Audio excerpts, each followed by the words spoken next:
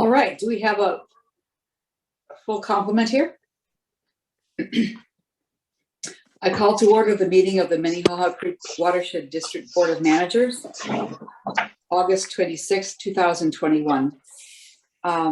Before proceeding to the roll call, let me reiterate that this meeting is being convened electronically pursuant to Minnesota statute section 13D.021 due to the COVID-19 pandemic and the current public health guidance.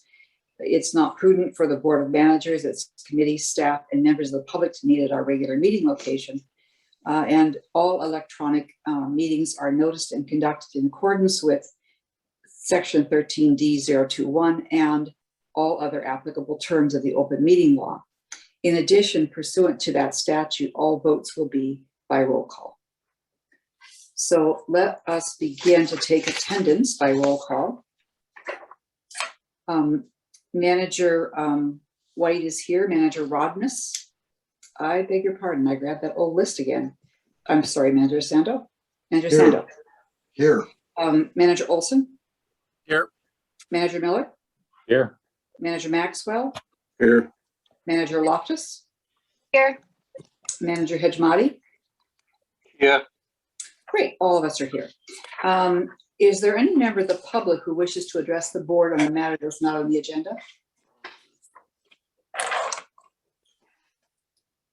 I need to go into the other view here also.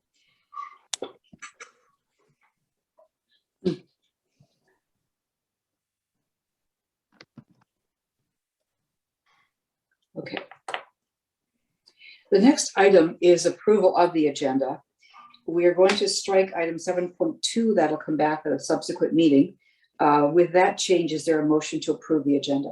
Oh, I'm sorry, Mr. Whisker? Yes, thank you, President White. Could we add in, perhaps under section 4, a farewell salutation from Tom Dietrich? He wants to say his goodbyes to the board. As you know, he'll be leaving us next week. Absolutely. We'll add that in. No, I don't think we should put that on. I don't. Are you wanna withdrawing your motion now, Manager Miller? Yeah, Okay, is there a second? second. I know, I can't second it. You have motion, you made the motion. Yeah. No, Is there a second, Hejmati second. Hejmati Thank second. you, Manager Hejmati. On approving the agenda, Manager Hejmati, Aye. Manager Olson, Aye. Manager Miller, Aye. Manager Maxwell, Aye. Manager Loftus, Aye.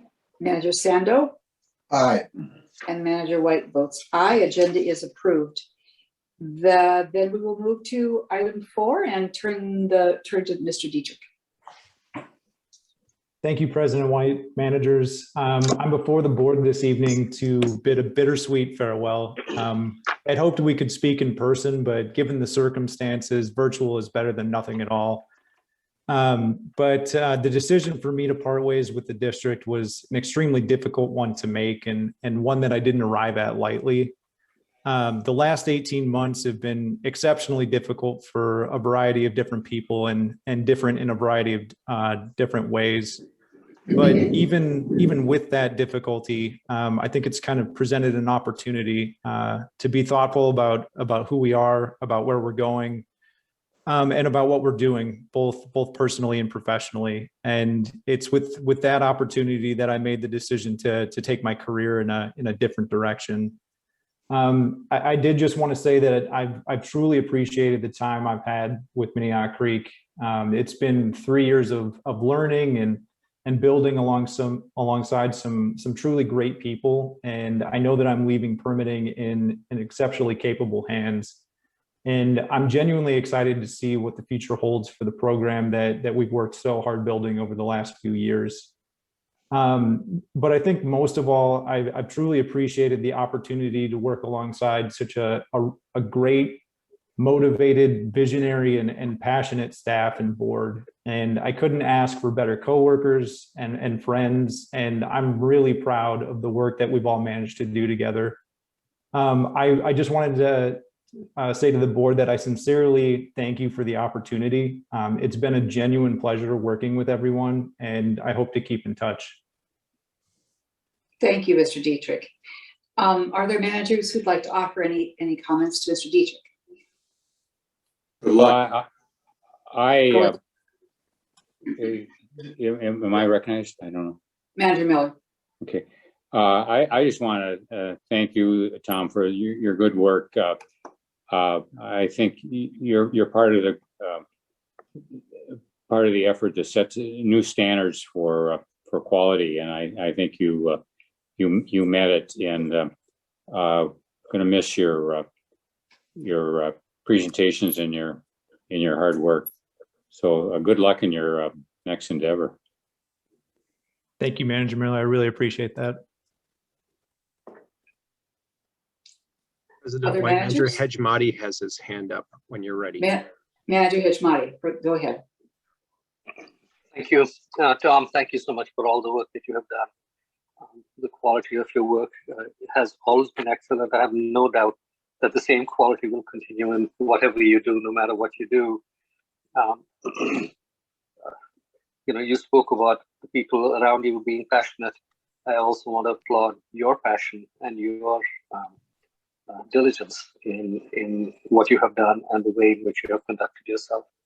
I'm wondering, do you have any thoughts about your future? Do you know where you're going? And if you don't want to talk about it, that's fine. No, it's a great question, Manager Hejmati, and I really appreciate your comments as well. I'm actually looking to take a little bit of time off and travel with my wife a little bit, but I'm looking actually to kind of switch gears and start moving into an education and policy-based position. Not quite sure what that looks like just yet, but there's a few items on the horizon that I'm looking forward to. That sounds really good. I think you would be excellent at something like that. You've got sort of broad vision and a very caring heart, and I think that combination will serve you very well if you go in that direction. I wish you all the very best, and I wish your family the very best. I hope that this move will help consolidate for you your sense of family and yourself. Thank you, Manager Hejmati.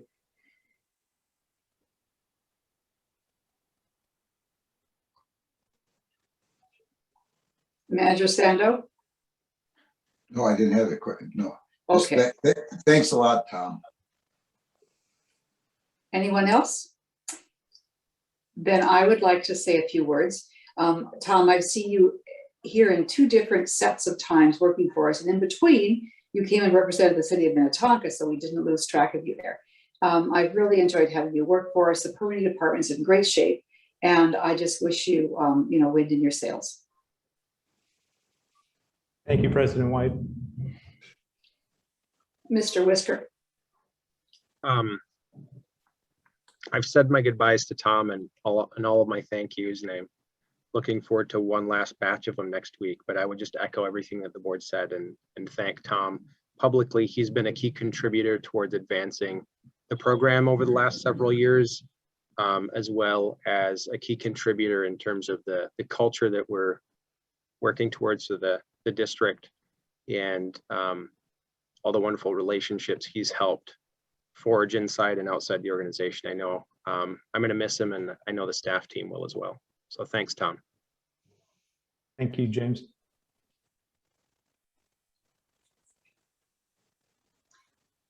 We'll move next to the consent agenda. We have approval of the minutes of the August 12th board meeting, approval of the check registers, the general checking account, surety checking account, and wire transfers, and one resolution, 21055, which is approval of contracts for the 6 Mile Creek Halsted Bay carp removal. Is there a motion to approve the consent agenda? Move approval. Manager Miller, is there a second? Sando, second. Manager Sando. Then taking a vote on the consent agenda, Manager White votes aye. Manager Sando? Aye. Manager Loftus? Aye. Manager Maxwell? Aye. Manager Miller? Aye. Manager Olson? Aye. Manager Hejmati?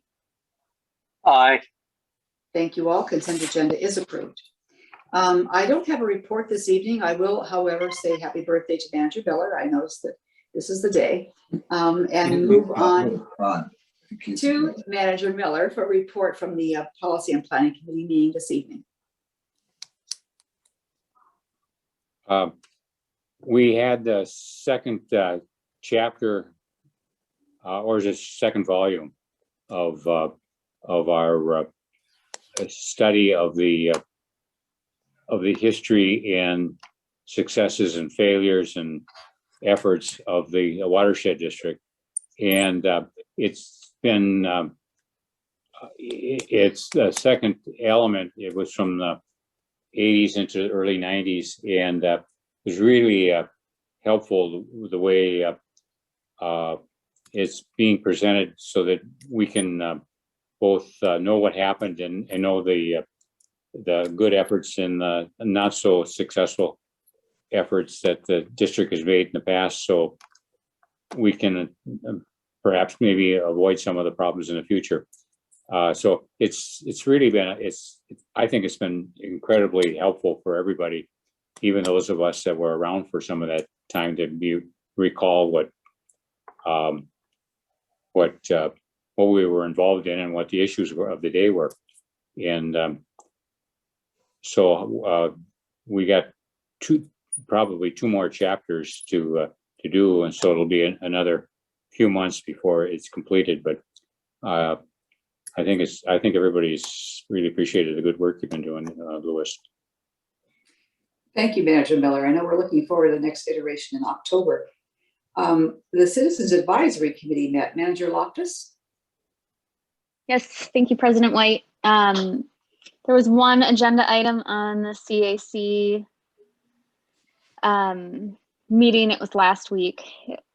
It was the 325 Blake Road project, which the board is very familiar with, but the CAC had not been updated for quite some time on it. So Mr. Heyman provided a thorough background of the project and gave a current status update to the CAC members. They had a lot of good questions about stormwater improvements, contamination, next steps on the timeline, and even some good questions about maintenance, some of the same questions that the board and liaisons are struggling with. So I think they got a nice thorough update on a project that is currently in front of the board. And I believe they appreciated that. I'm not sure if there's another role for them at some point to contribute to that project in the future, but they certainly seemed appreciative of the time taken to be caught up to date on it. And that was the only discussion had. Thank you, Manager Loftus. The upcoming meeting schedule is in the agenda. We have our committee and board meetings on September 9th and September 23rd. And the Citizens Advisory Committee has its regular meeting on September 15th with Manager Olson as board representative there. The next item we have is public hearings and presentations, the 2022 budget and levy public hearing. Mr. Whisker, I will open the public hearing. Yes, President White, I'm more than happy to jump in. Just procedurally here as we look at managing the agenda, I've been scanning the room and I think most of our guests, all of our guests are here for the permit, and I don't see anybody here to attend to the budget. I just wanted to make that note and see if you had any interest in sliding the permit up in the interest of our guests. That said, I'm ready to go on the budget as well. I think that's a great idea to move it up. Thank you. So we'll go to item 10.1, which is permit 21-161 for the Interlochen Golf Course in Edina. And Ms. Ernst has the report for us. Everyone, I'll be presenting on that. So I'm just going to switch over.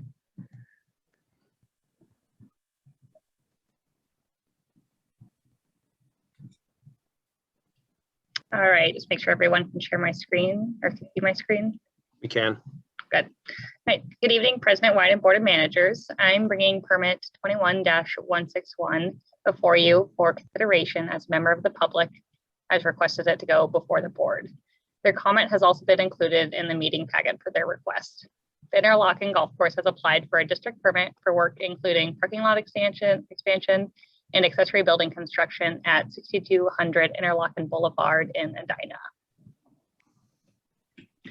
So for this presentation, I'm going to run through a myriad of things, including a broad overview of the project, including the proposed changes, the rule triggers, compliance with those rules, information on the public notice, and finally, a staff recommendation. So this slide shows an overview of the watershed district, and the star here represents the location of the Interlochen Golf Course. So it's located in the Minnehaha Creek subwatershed and in the northwest corner of the city of Edina. And there's a couple notable landmarks in the area, namely 325 Blake Road here and the Powell Road Stormwater Diversion here.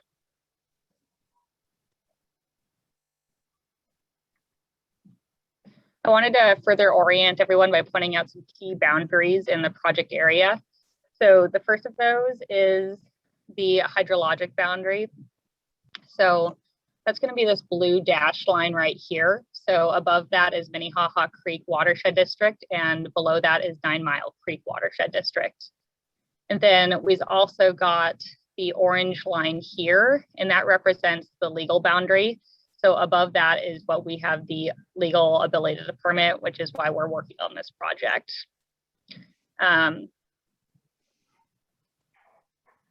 Then the other items that I wanted to point out on this map are the drainage routes. So these are represented by these blue arrows right here.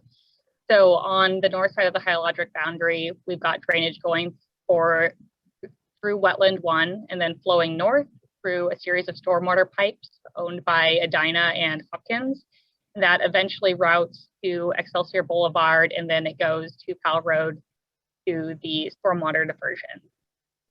And then south of that, it either flows over land into Muir Lake, or it goes through stormwater pipes on Interlochen Boulevard, entering Wetland 2 here, and then exiting into Muir Lake. So the primary changes for drainage on this project is there's going to be a filtration basin added in this area. So now all of this area right here is going to be going into that filtration basin, being treated, and then being routed north or south.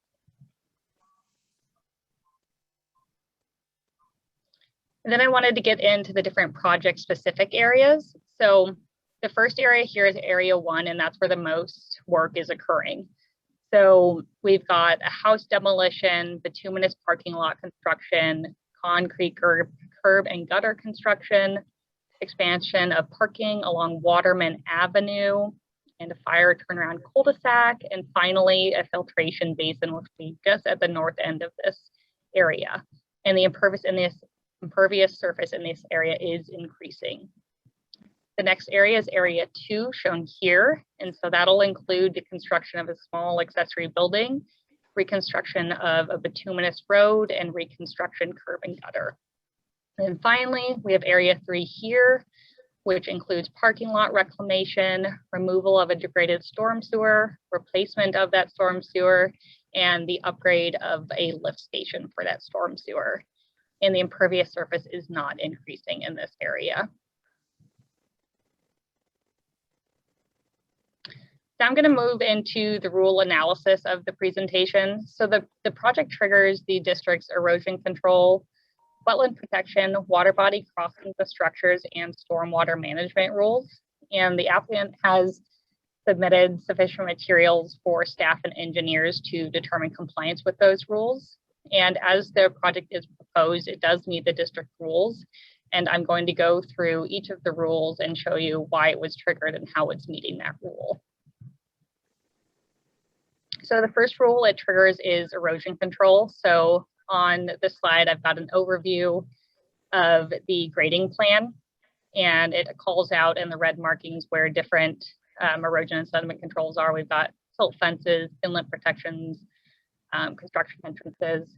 So they've showed all the necessary erosion and sediment controls to meet the rule.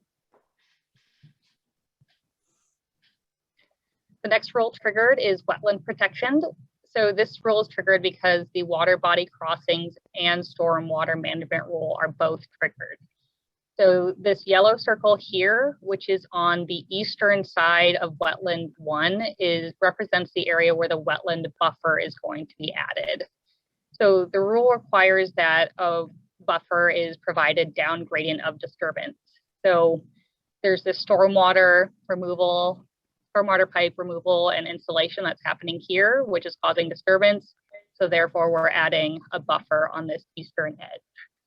And that buffer is, or the wetland, excuse me, is a managed 2. So the buffer provided will be 30 feet in width. And there is some averaging in areas, but it provides for the total square footage required. So it does meet the rule.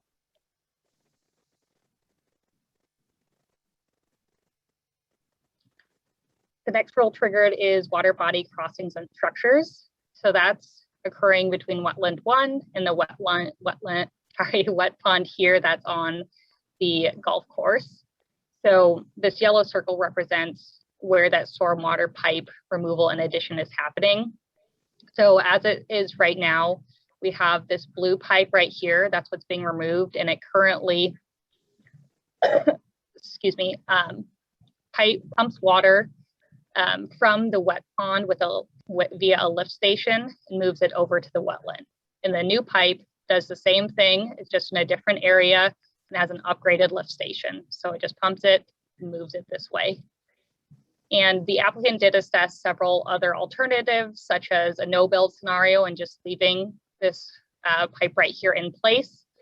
And also they considered bringing in several portable sump pumps to pump the wet pond when there's excessive water. And it was determined that neither of those options were feasible and they didn't meet the project goals, namely because this pipe here is pretty degraded already, and those portable sump pumps pose safety hazards for a high traffic area. And the new pipe and lift station maintains hydraulic capacity, and it does reduce rates during peak flows, which is consistent with what the rule requires.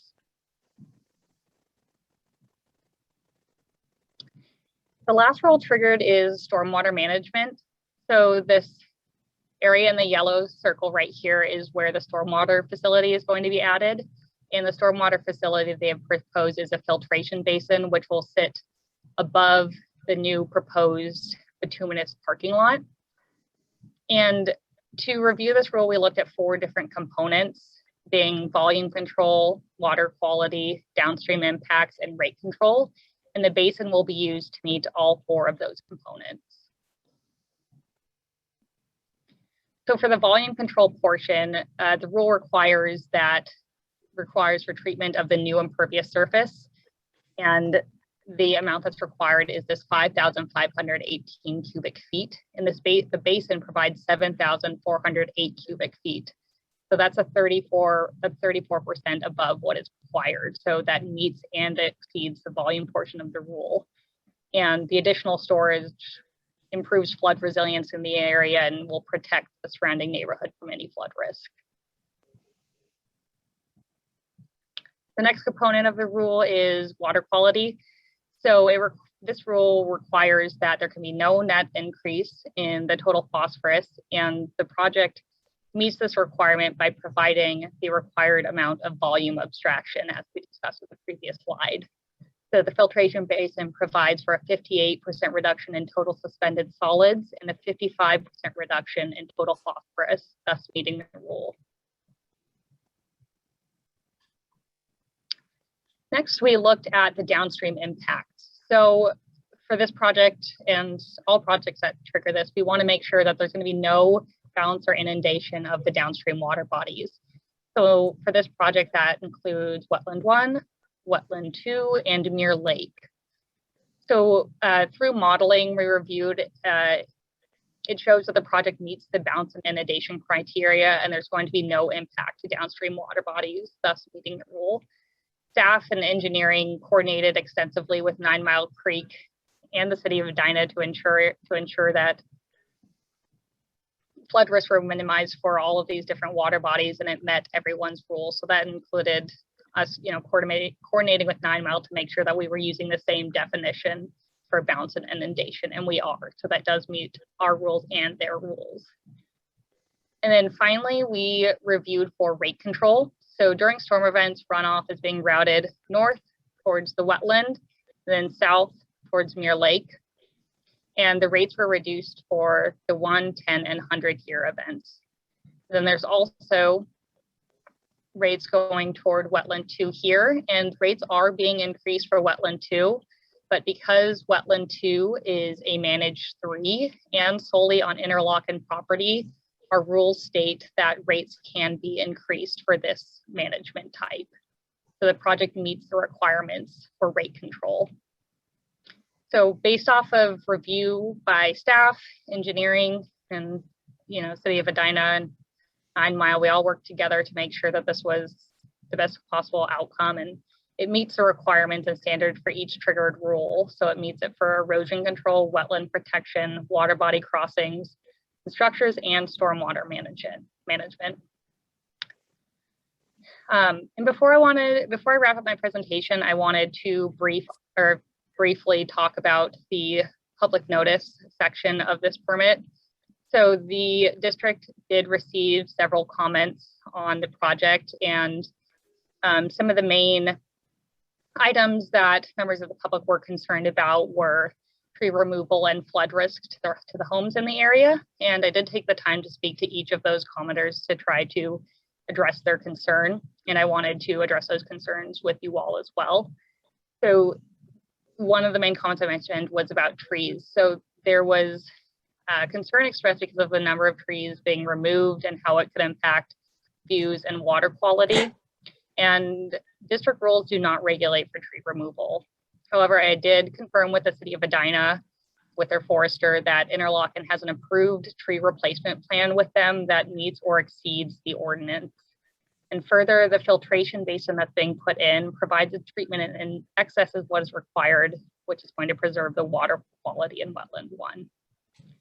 The other concern is flood risk. So several of the properties in this area, which border the Interlochen Golf Course and Wetland 1, are experiencing intermittent drainage issues on their properties due to yards being below the flow elevation of Wetland 1. So there's a concern that this increase in impervious surface is going to further exacerbate those issues. So like I was saying earlier, the district stormwaters rule requires that the elevation of the water bodies receiving runoff are not going to increase during storm events. And we did extensive modeling through our models and with the City of Edina as a model to be absolutely sure there was not going to be an increase in the elevation, and there is not. It does meet the rule. And further, district rules state that we require 2 feet of freeboard between the low opening of a building and the 100-year high water level of any water body. And for this specific case, there's a minimum of 8 vertical feet between the high water level of the wetland and the low opening of the nearest property. I also wanted to point out just lastly a few design specific components that will further protect the neighboring properties. So the first of those is this, the high water elevation for the filtration basin. So it sits at the high water elevation is 922.2. And to provide further protection for that, they've also provided a berm at 922.8. So that's a ½ foot above the 100-year high water elevation. So in any given year, there's a 1% chance of a 100-year rain event. And the basin provides for 6 inches above that highest flood level. So that's a lot of protection. And then the third is there's 2 emergency overflow pipes here and here. So when water levels get high up to that 922.2, it's first going to reach this emergency overflow pipe, which is going south toward Mirror Lake. After that, if it gets higher, then it would be routed through a pipe to Wetland 1. There's not going to be any overland flow going toward the wetland or any other properties, and it's highly unlikely that would happen given that we have this emergency overflow going south towards Mirror Lake. And then finally, we've got the grading of the parking lot itself. So the grading decreases the elevations and routes water through curb and gutter that link directly into this filtration basin. the combination of these site features provide extensive protection of the neighboring properties, and staff and engineers from both the district and the city of Edina have determined that the applicant has adequately protected the neighboring properties from flood risk and provide a great regional water quality benefit. In summary, the project meets all district rules and has provided sufficient materials for review. Based on staff and engineering analysis, the proposed project will not aggravate flooding downstream or to the surrounding neighborhoods due to proactive facility design, and also the basin providing 34% more storage than what is required. With that in mind, I'm recommending approval with the following conditions on screen, and they can also be read in your board packet. And now I'll take any questions that the board may have. Thank you, Ms. Ernst. I know that we have Mr. Bentner here, perhaps others who represent the other organizations and members of the public who may wish to speak. If you are a member of the public and you wish to speak to this permit, please use the hand raise function on your screen. And I'm going to ask Mr. Whisker to,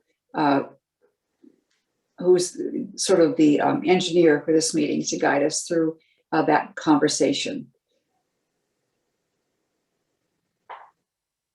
Wonderful. Thank you, President White. Yeah, if people are familiar and able to use the raise hand feature, I'll be able to call on people in an orderly fashion. If you're not familiar with that, and you can either unmute your video or audio and state your name and address for the record, we can take comments in an orderly fashion.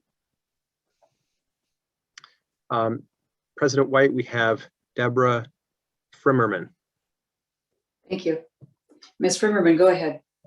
Hi, everyone. Thank you. My name is Deborah Frimmerman, and I live at 6229 Maloney Avenue, which is adjacent to the proposed parking lot directly north of, I think it was Area 1. First, I wanted to thank you all for the opportunity to speak today, and also thank Abigail for her work on this project and for patiently explaining the process and the scope of the review to me. While I have a number of concerns about the project, the one that I wanted to highlight for you today is about stormwater. There is a second stormwater system in our neighborhood, which is a drain tile and stormwater management system that empties into a pond basin on my property. And the current drain tile system is not in the documents that were reviewed as part of this process, from what I can tell. There is one stormwater piping that was reviewed, but not the system that empties into this pond on my property. And so without the review of the current system, it appears this review is incomplete and cannot possibly reflect the complete stormwater impacts of the project, as this drain tile system goes across multiple of the properties that are, the homes are being taken down and regraded. So I just wanted to raise that. And again, I thank you for your time and your consideration. Thank you for coming. Are there any other individuals, Mr. Whisker, who wish to speak? Whisker. Monitoring the dashboard here. Is there anybody else that wishes to raise their hand to speak to the permit this evening?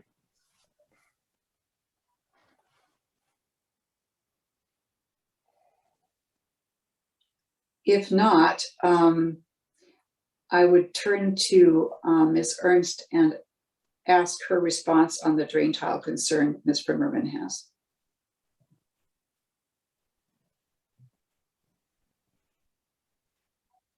Sure. Manager White and Ms. Freeman, thank you for joining our meeting and providing comments on the process. And although this drain tile system is not included in the current project, it extends outside of the project boundaries. And with the review that we did, we're ensuring that all of the runoff that is being generated from the parking lot is going directly into that filtration basin and into the wetland. So although there may be a drain tile system, there's not going to be extra runoff that leads into that drain tile system that would exacerbate any flooding issues, because that runoff is being caught beforehand. I would also ask if Ross Bittner from the city of Edina has anything to comment on that, as he is more familiar with the city of Edina's stormwater systems. He could provide further input on that. Thank you. Mr. Bentner. Thanks, Chairperson White. I'm not exactly certain the drain tile that's being referred to. We do have a storm sewer. It's a corrugated metal pipe that's in a similar alignment. When we reviewed for that, we weren't concerned that the facility would be impacted by the work, either hydrologically or just kind of in space. It does cut across a variety of private properties, as was discussed. But if Ms. Firmerman can give me a call or provide more information, I can double check on that. But I don't think it's material to this, based on at least the facility that I know is out there. I guess I'd characterize it a little differently. Thank you, Mr. Bentner. Let me ask if we're ready to move to a motion from the board, or is there other material? President White, Yes. Rena Weiss is here, standing in for Chris Meehan, the district's engineer this evening. Rena Weiss is essentially a district's engineer working for Stantec, and has raised her hand, wants to speak to the issue. Thank you. Ms. Weiss, go ahead. Yes, so I'm going to repeat my understanding of the comment here. It sounds like Ms. Firmerman is concerned about a pipe that conveys water from a pond on her property to the wetland that is identified in the project as wetland 1, correct?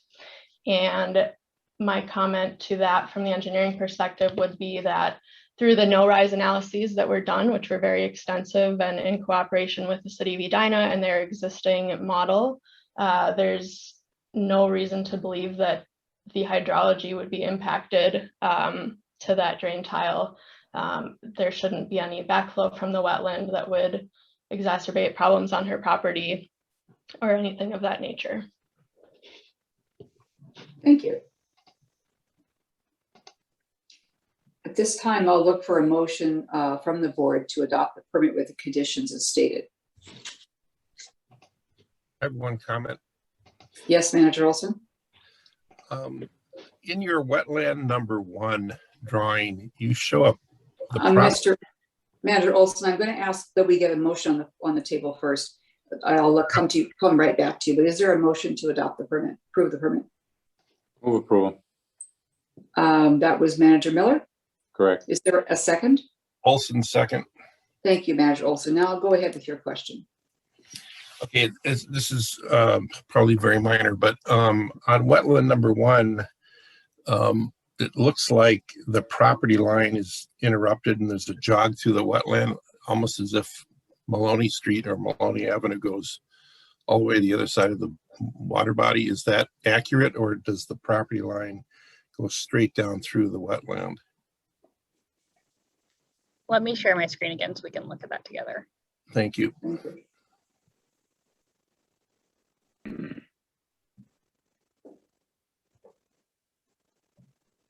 Yeah, so that is not so this black line so the black line is just the property line of the city of Edina. Sorry, this is the property line of Interlochen Country Club right here.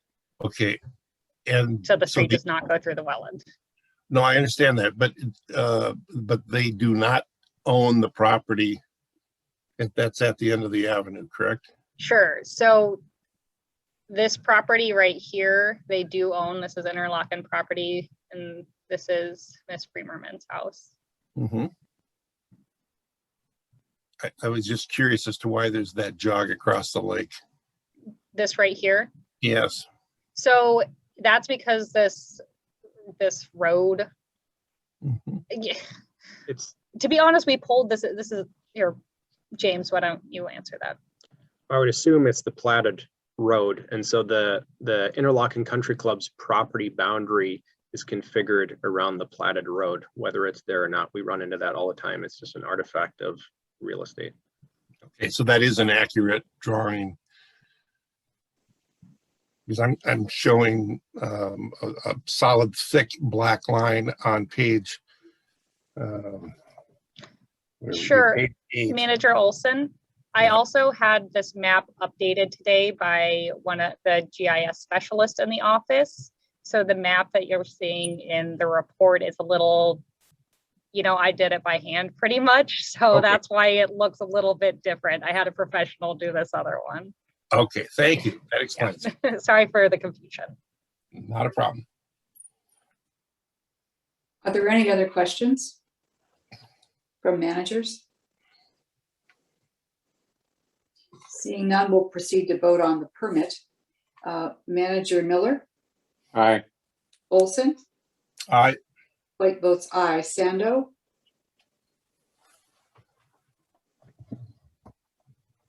Loftus, Aye.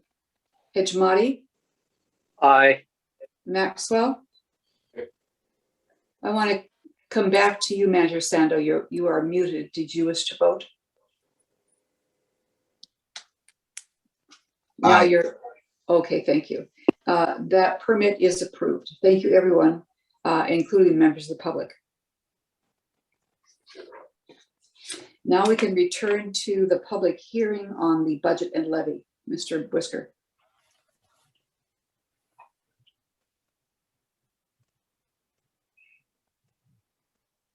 Yes, bear with me, President White. I have about 19 tabs open as I've been monitoring the meeting here.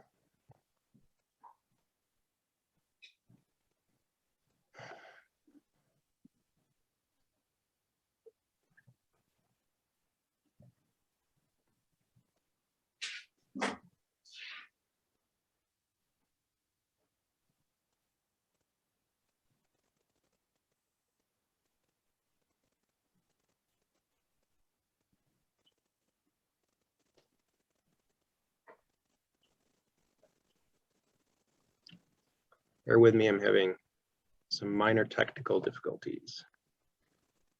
I know you have multiple screens too. I only have two, so I admire your tech there.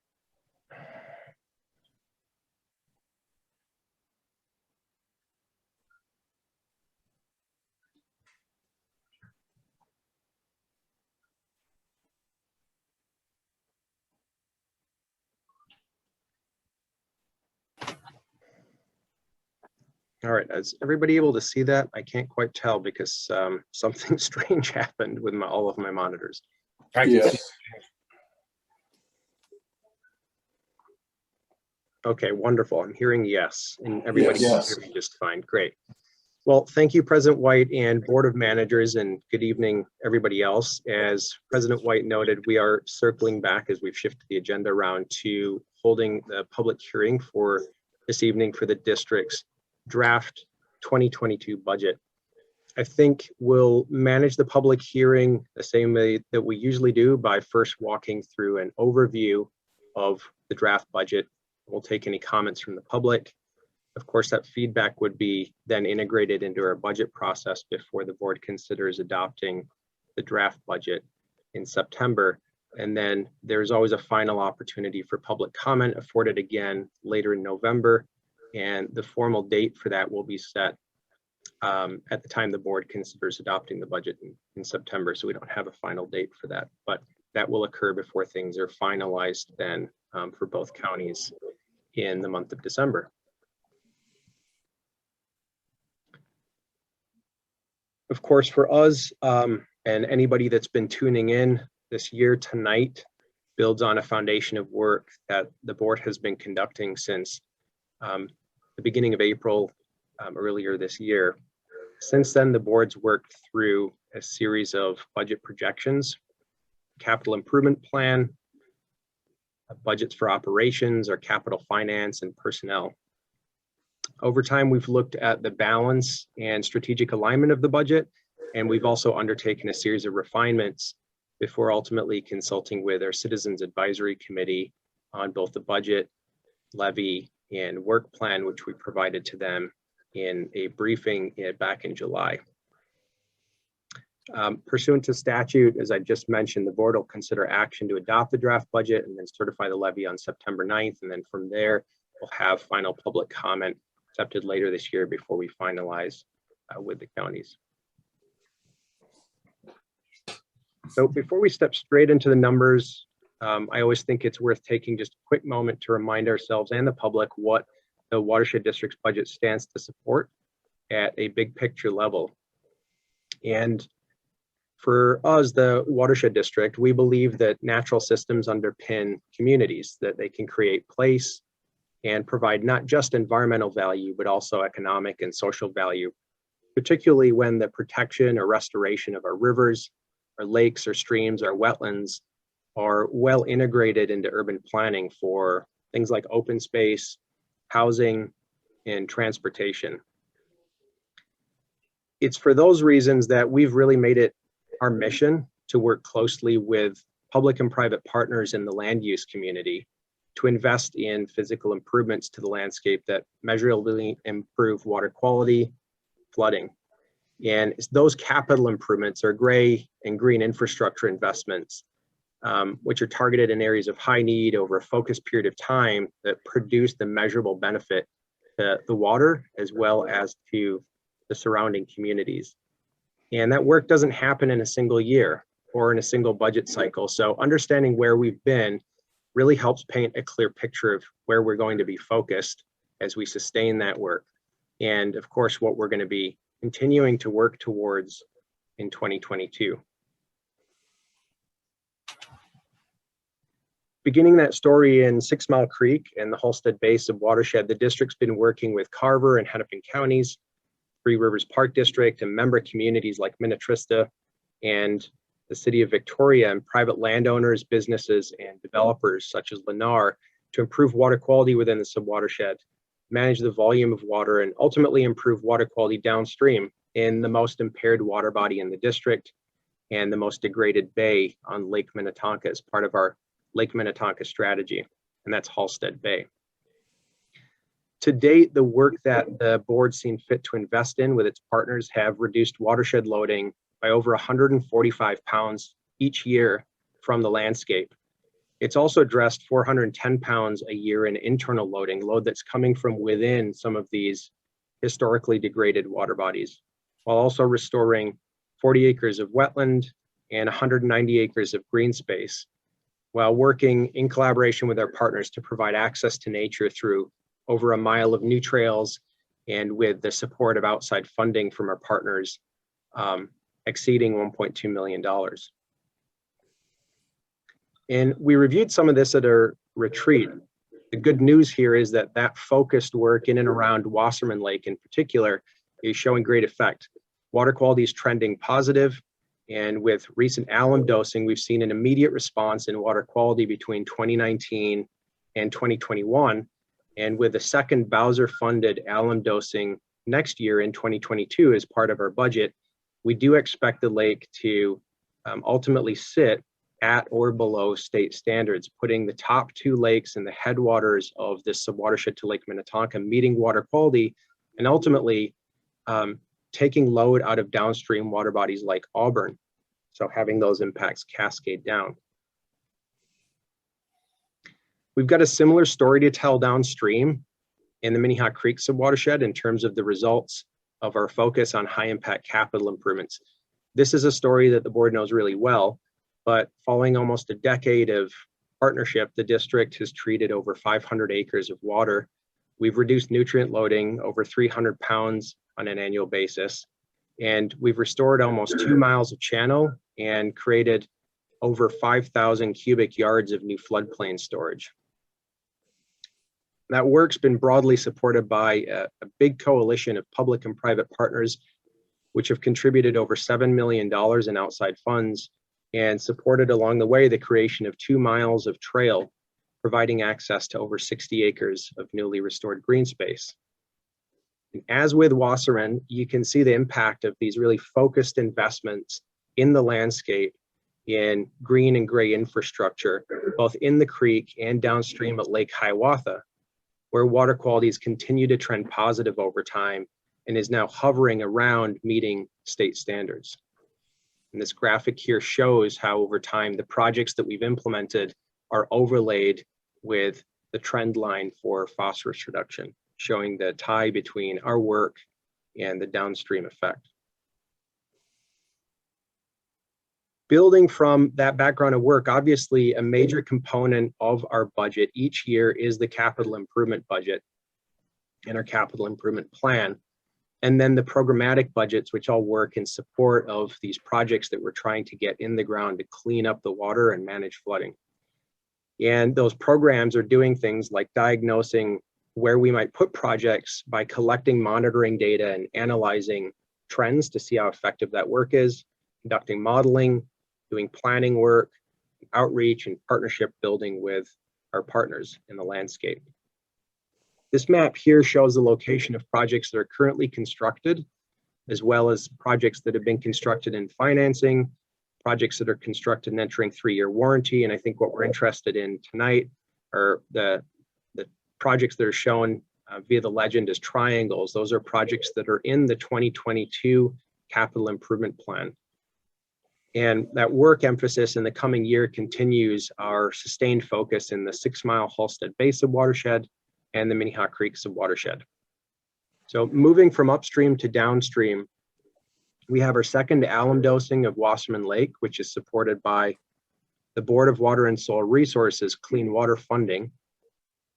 And then we have wetland and corridor restoration planned between Turbid Lake and Lunston Lake, which are an offshoot of the main stem of 6 Mile and in its own regards, a mini headwaters of 6 Mile Creek as it drains into Halstead Bay.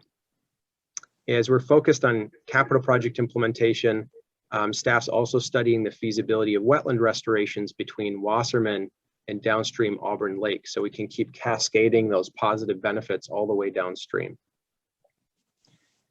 As you move further down into the Minnehaha Creek subwatershed, our capital improvement plan includes a whole range of projects in varying states of readiness. We have, of course, the completion of stormwater management facilities located at 325 Blake Road, which will finally stitch together all of our upstream and downstream work to treat over 260 acres of regional stormwater from 3 surrounding communities, Edina, St. Louis Park, and Hopkins. Just downstream from there, we've got a restoration of Minnehaha Creek and trail connection with our partners, St. Louis Park, under the Southwest Light Rail Transit Bridge.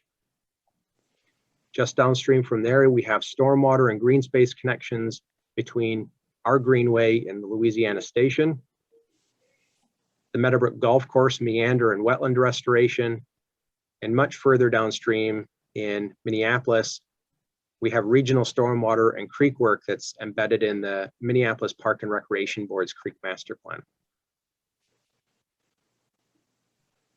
Now, with that high-level background, let's take a quick look at how that work program drives the budget and, of course, our levy. At a bottom line level, our budget is increasing 2%, or around $311,000 in 2022, from $14,716,421 this year to $15,027,532 next fiscal year, 2022. While the budget's increasing, however, this will be our 5th consecutive year that the board's proposing no increase in the tax levy, which will stay flat at $9.6 million. That's due in large part, as you all know, to the board's careful refocusing and alignment of the organization, as well as its planning and management of the district's finances. The results of that work over time in terms of our emission outputs, alignment, and the right sizing of our operations we covered during previous meetings. So in terms of the 2022 budget, beyond the district's tax levy, revenues supporting the work program we just talked about are listed at the bottom of this graphic. For example, beyond the levy, we're levying overtime into capital project funds, and you can see we're carrying a project balance of $3.292 million, multi-year levy to support our CIP. We also count as revenue programs that are being executed under budget or coming in under budget because they've been refocused or reprioritized, which for next year estimated at $1.3 million. And aside from interest and or permit reimbursement fees, which are shown at the bottom there and are a fairly nominal amount of revenue that we count. The other major category is grant and partner contributions, funds that are coming from outside the organization, from our partners that value our work, which for 2022 right now are shown as over $603,000. And just as a point of reference, we are only counting secured funds. So these are funds that we've actually got grant agreements in hand for that have been approved. Right now, that includes $154,000 for the second alum dosing to Wasserman Lake. In total, from the Board of Water and Soil Resources, after that expenditure, we will have received $284,000 over 2 years of treatment, the first of which has already occurred. And then the second portion of the outside revenue is also coming from the state for $445,000 for work at 325 Blake Road for our stormwater enhancement. A quick note here, the number for grant funding might need to be adjusted slightly between now and September, or now and December, between now and our truth and taxation hearing, as we take a closer look at research and monitoring programming that is going to be supported with state grant funding, namely the 6 Mile Creek Halsted Bay Habitat Restoration Program, which is our long form for the effort to control common carp, funded by Lessard Sam's Outdoor Heritage Council. As it stands right now in the budget that we've developed today, we were planning on closing out our Lessard Sam's reimbursements this year in 2021, and then entering next year sustainment work, continuing to run the program. However, in dialogue with the DNR about our carp management priorities, where we're looking at seining and aeration and having some discussion with them around permitted removals that we've proposed, and just looking at program progress so far in August, staff are thinking that it's likely that we may end up having eligible reimbursable expenditures that carry over into next year. And so that's something that we might make a minor refinement on. Similarly, and also related to grants and related to the research and monitoring budget, as you know, we are actively seeking approximately $791,000 in funding from the Legislative and Citizens Commission for Minnesota Resources, the LCCMR, in tandem or in partnership with federal, state, regional, and local partners. And that's to support these 2D modeling tools that we'd like to develop that will give us new levels of planning capability around the volume of water moving through the watershed, or net water budget, and a level of granularity around that in the face of climate change. I wanted to report today that the LCCMR did have a meeting that occurred today. And while they have recessed and they'll be reconvening, based on the discussions that we saw today and in conversation with our government relations consultant, Joel Carlson, and motions that were voted on, the watershed district is in the cutoff for funding. So a motion was passed 10-7 for projects that are within the bubble, of which we're in there, to reduce funding for those eligible projects by 11%, so that the LCCMR could broaden the number of projects they're ultimately able to fund.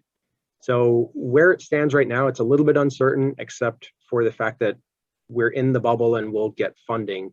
It looks like there's going to be more debate that remains on whether it should be an 11% reduction or closer to 30%, which some people proposed and got pushed aside. So using that 30% number for today, despite the 11% reduction being voted on, if we use that as our worst case scenario, we'd be looking at a grant award of around $500,000. In terms of the LCCMR, award cycle, those funds wouldn't be considered secured until the legislature acts on those in May, likely, of next year. They usually do that towards the end of session. So it'd be May of 2022 for disbursement in July of 2022, the start of the state's 23 fiscal year. I'm going to shift now back from a summary of the revenues. We've stepped through the levy, our projects and programs balance, as well as a quick detour on grants, and turn back to the expenditures. Excuse me. You'll see from our capital improvement budget that's decreasing $786,000 or 14% in 2022. That's something that we've planned for and is due to the normal rhythm in our capital project planning. Capital finance, I'm not sure what's going on there. Capital finance is going to have a 2% reduction from 2021 to 2022.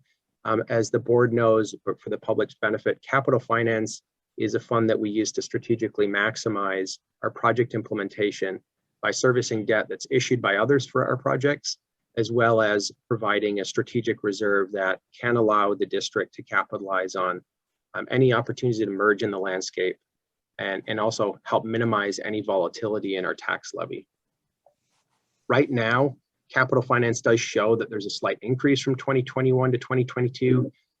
That's due to an accounting artifact that we've discussed over the month, and we'll be correcting for that in a 2021 budget amendment that the board will act on in September. That was actually on consent, but after a brief conversation today with Treasurer Loftus, we had some ideas about how we can handle that budget amendment without increasing our net budget in 21. So we'll bring that back for your consideration at the September meeting.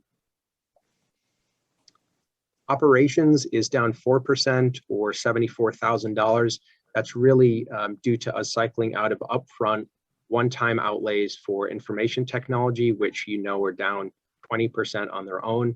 And as our IT essentially begins to enter a maintenance phase of work. Also contained within the operations are budgeted expenditures to address drainage and parking issues at the district's office. Those are postponed in 2021 due to COVID. Those are carried forward 2022 and are going to hinge largely on negotiations with our neighbors.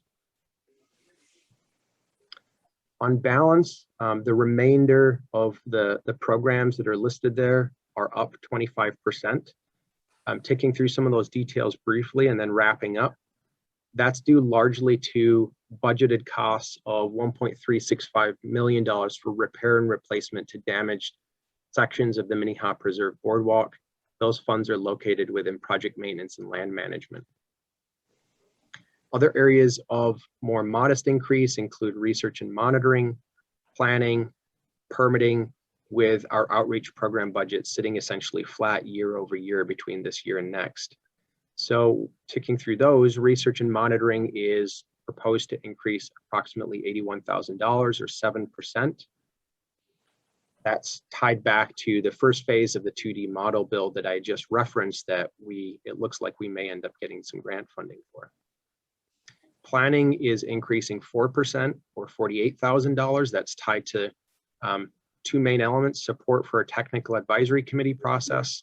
This is the engagement of our member communities that we're planning for them to participate in the development of a responsive model, rule revisions, as well as our climate action planning.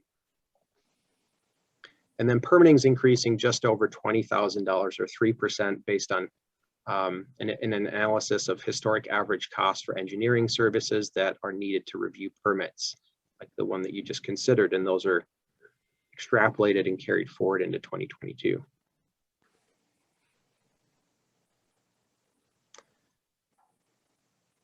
With that, President White, managers, hopefully what we were able to give the public and the board this evening is a strategic level reminder of who we are, what we're focused on, the work program that we've been engaged in for the last several years and what we've accomplished and how we're carrying that forward into 2022, and then how that shakes out in terms of our bottom line for the budget, our flat levy, and then a look at the other supporting revenues beyond the levy, and then a quick snapshot of the priorities within the programmatic expenditures. With that, I will see if there's any questions or comments from either the board or the public.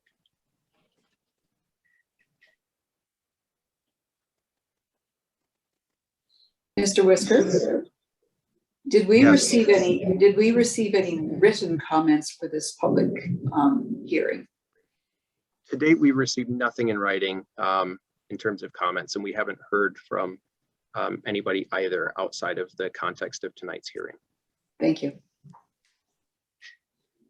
Are there any comments or questions? Then I will close the public hearing. Of course, we'll be looking at this action on this in September. Thank you, Mr. Whisker. Thank you to the board and to everybody on the staff team for helping pull things together this year. Turning to action items, we look at 11.1, which is Resolution 21057, adoption of the revised capital improvement plan. And we have Ms. Brown with the report. Thank you, President White and managers. Closely related to the public hearing for the budget presentation, I am seeking approval of the 2022 Capital Improvement Plan, or CIP as I will refer to it. The CIP is a required component of the Watershed Management Plan in statute. And in addition to the statutory requirements, our Watershed Management Plan establishes a policy to annually revise the CIP concurrent with the budget process and distribute it to our city and county partners for comment. So prior to this year's distribution, the Board of Managers reviewed the CIP in committee on May 27th and then authorized the distribution of the CIP on June 10th. We sent the CIP to all of our city and county contacts on June 30th, and the comment period was open through August 2nd. We received in total 3 responses by email from Medina, Shorewood, and Chanhassen. And then I also received a phone call from Mayor Marv Johnson of the City of Independence. All of these responses were all these questions were procedural, primarily people looking for minor clarifications to the CIP, and we responded promptly to all those inquiries that came through. So the comment period did not result in any further revisions to the 2022 CIP. So with that, we are seeking approval of that 2022 CIP. And then just of note, following the approval, the sort of final step in this process will be to distribute this adopted CIP to both counties.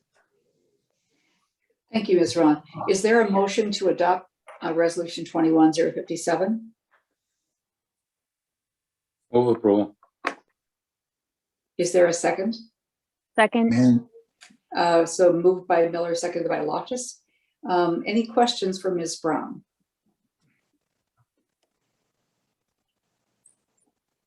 Since there are no questions, we can move to a vote on adopting the resolution. Manager Hejmati? Aye. Manager Miller? Aye. Manager Sando? Aye. Manager Loftus? Aye. Manager White votes aye. Manager Olson?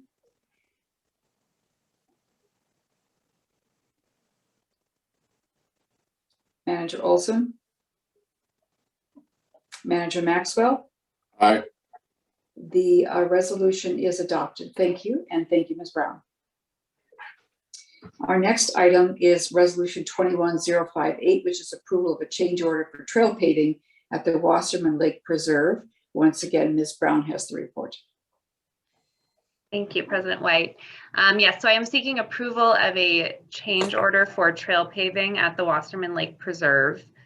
This change order was solicited by City Council, who upon project completion were interested in expanding the area of paved trail, specifically paving the segment from the shelter out to the island fishing pier. So it involves paving on both the park proper and then on the island itself. And City Council reviewed and approved this change order at their August 23rd City Council meeting, so on Monday evening. The change order does not result in any additional cost to MCWD. It's all city costs.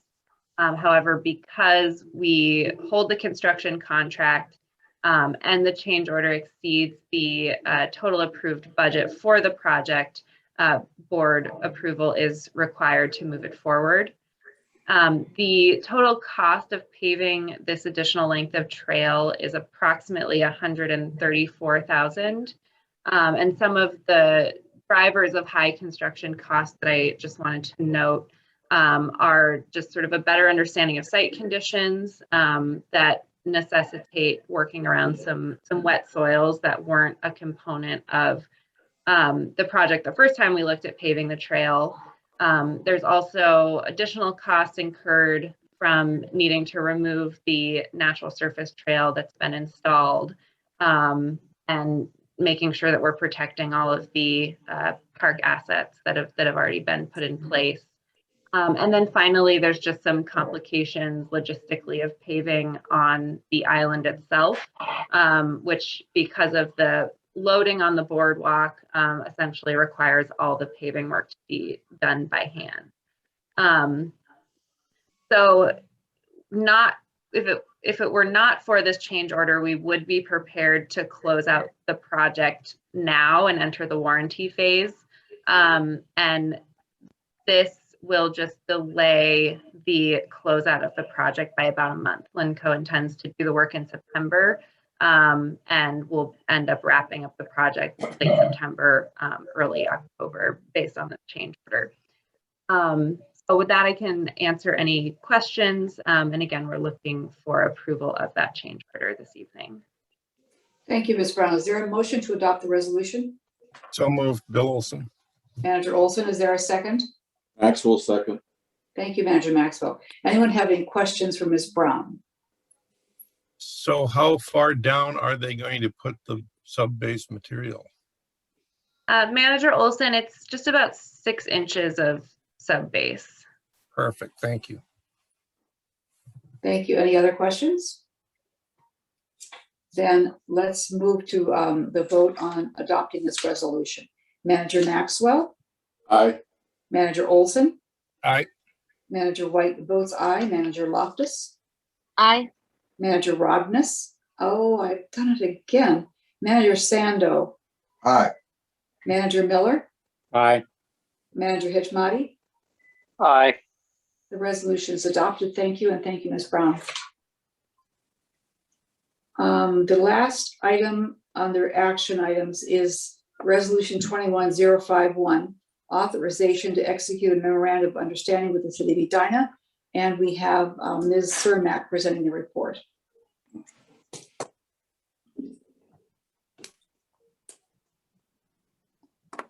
Everyone seeing the right screen? Yes. Okay, perfect. Good evening, President White, Board of Managers, here tonight seeking authorization to enter into a memorandum of understanding with the City of Edina.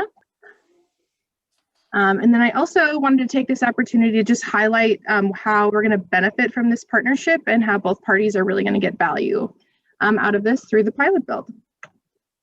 So it's going to be pretty short and sweet. A little bit of background on how we've gotten to the pilot model build, how we're viewing the approach to actually build the pilot model, and then what that partnership value is looking like.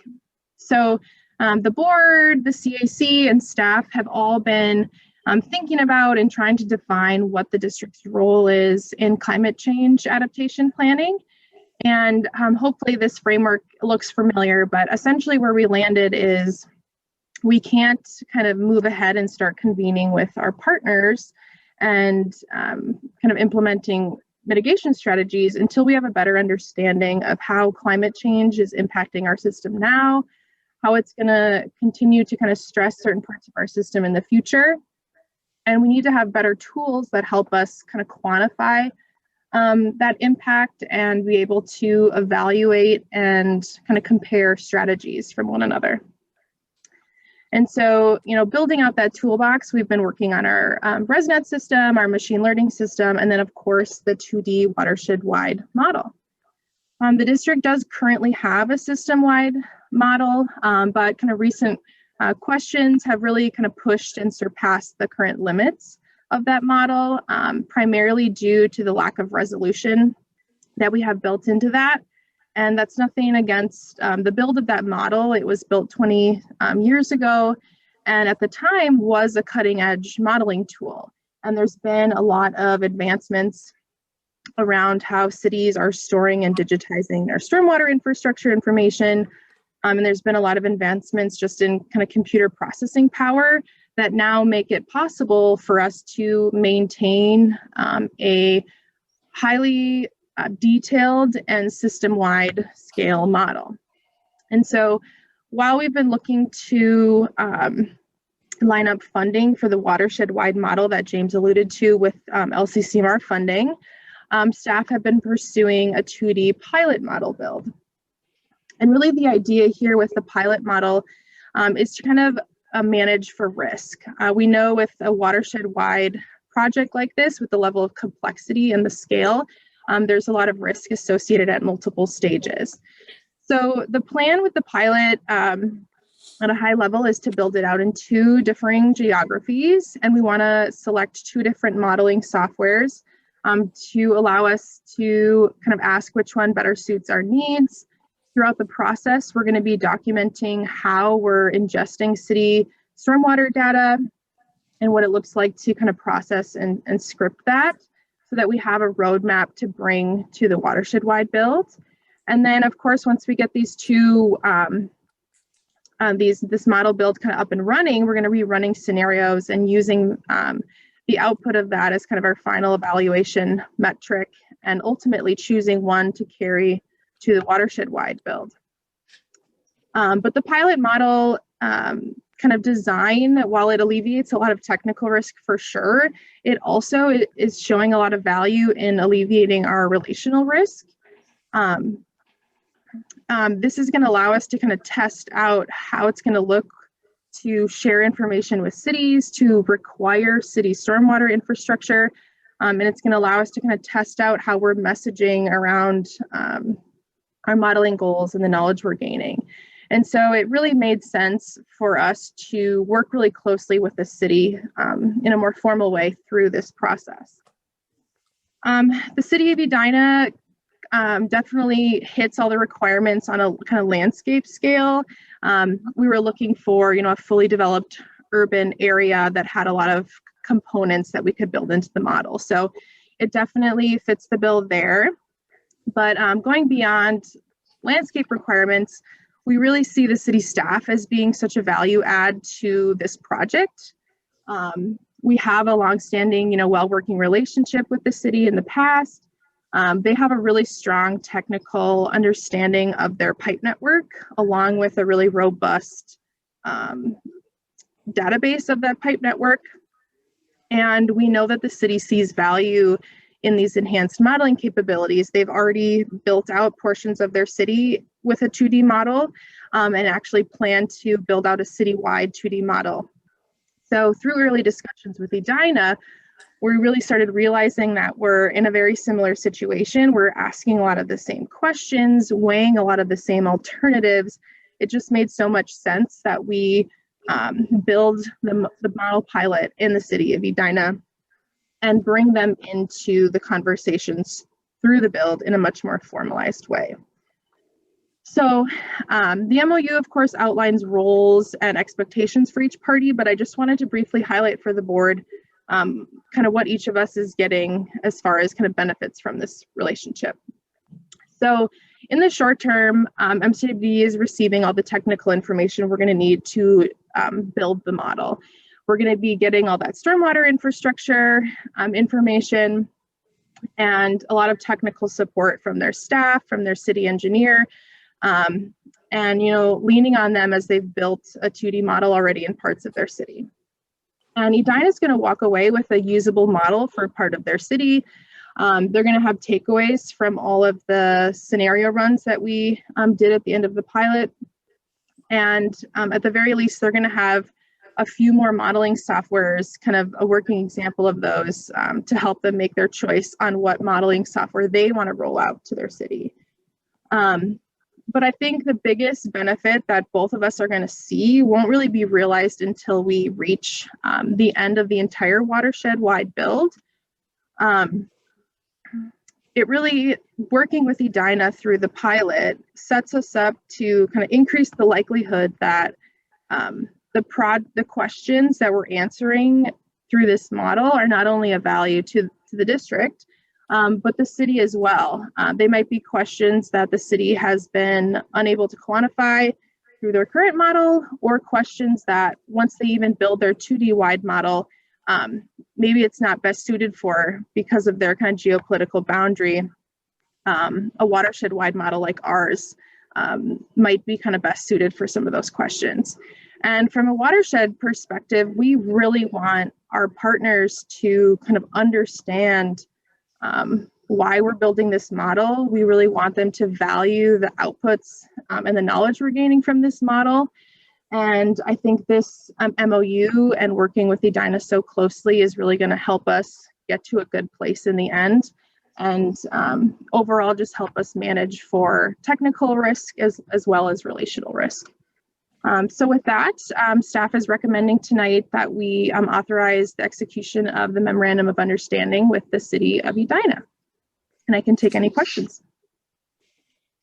Thank you, Ms. Cermak. Is there a motion to adopt the resolution? Manager Sando. Thank you, Manager Sando. Is there a second? Second, Was that Manager Miller? correct. Okay, thank you. So voting on the adoption of the resolution, Manager Hijmati, Aye. Manager Loftus, Aye. Manager Maxwell, Aye. Manager Miller, Aye. Manager Olson, Aye. Manager Sando, Aye. and Manager White votes aye. The resolution is adopted. Thank you all. We're moving now to section 12 of our agenda where we have a board discussion item queued up. This is concerning the Minnehaha Preserve Boardwalk. The staff who will be presenting the report are Mr. Heyman and Ms. Jomley. And we